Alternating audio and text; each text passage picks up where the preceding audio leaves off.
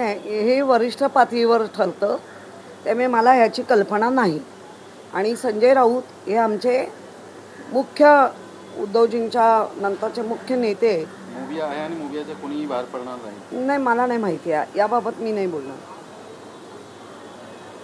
विधान परिषदेमध्ये राडा झालेला आहे. अनिल परवानी, शंभूराज देसाई यांनी गद्दार म्हटला तर कोणा बाहेर या दाखवतो असा देसाईंनी सांगितलं. ते तर आपण बघतोय ना आता, ते कोणते गायकवाड यांचं सगळ्यांचंच बघते कशी मस्ती आहे. ज्या विधानसभेमध्ये कायदे बनतात, ज्या विधानसभेमध्ये कायद्याचं संरक्षण मिळतं, ज्या विधानसभेमध्ये महाराष्ट्राच्या लोकांच्या अडचणी समजून घेतल्या जातात, त्या विधानसभेमध्ये पटक पटक्के बेंच पटक पटक्के शौर्याच्या गाथा सांगाव्या अशा गद्दारीच्या गाथा सांगितल्या जातात. त्यात काही नवीन काय आहे? संजय शिरसाट यांना आयकर विभागांची नोटीस मिळालेली आहे, काय सांगितलं?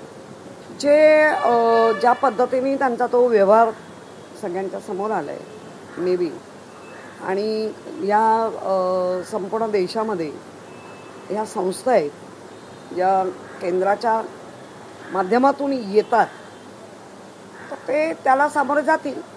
जास्त दोन्ही ठाकरे एकत्र आले तर मोबियाच्या काय भक्तव्य असणार? आम्हाला नाही माहिती. आम्हाला दोन्ही भाऊ एक आले हे आनंद आहे. आम्ही खूप लहान नेते आहोत त्यांच्या सगळ्यांमध्ये, ते फार मोठमोठे नेते ते ठरवतील.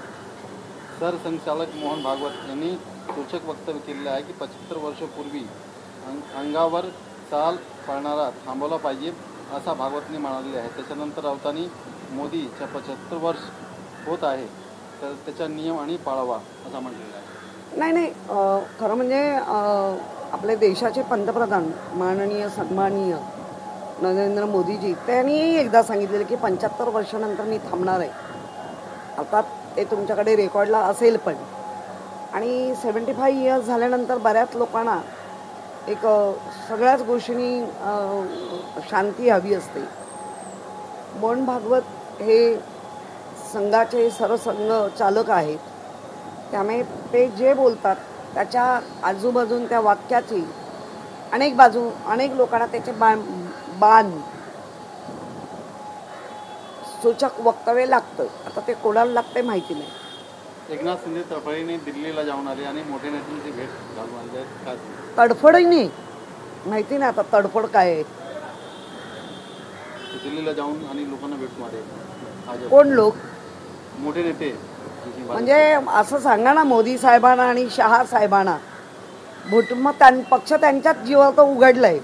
तपास यंत्रणेचा मोर्चा वळवलेला आहे का? तपास यंत्रणेचा मोर्चा त्यांच्याकडे वळवला म्हणून दिल्लीला जाऊन आले का? माहिती नाही बाबा, खरंच माहिती नाही. बघा, बराच वेळेला हिंदू मुस्लिम करून झालं, अगदी ते सगळीकडे झालं देशात, पण हिंदूही अलर्ट राहिले आणि मुस्लिमही अलर्ट राहिले, त्यामुळे कुठेही दंगा पेटला नाही. मग आता प्रांतवार भाषावार दंगे चालू झाले.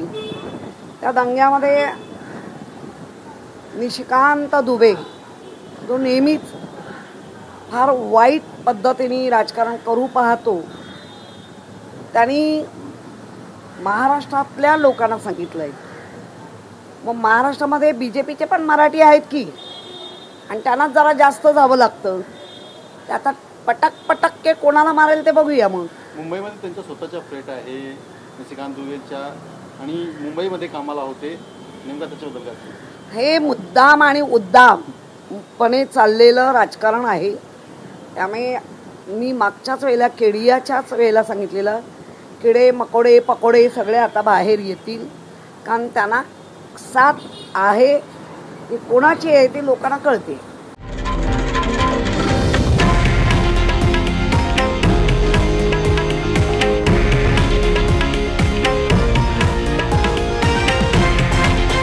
हे आहे देशातील नंबर 1 न्यूज नेटवर्क आणि आपण पाहत आहात TV9 मराठी, एकमेव.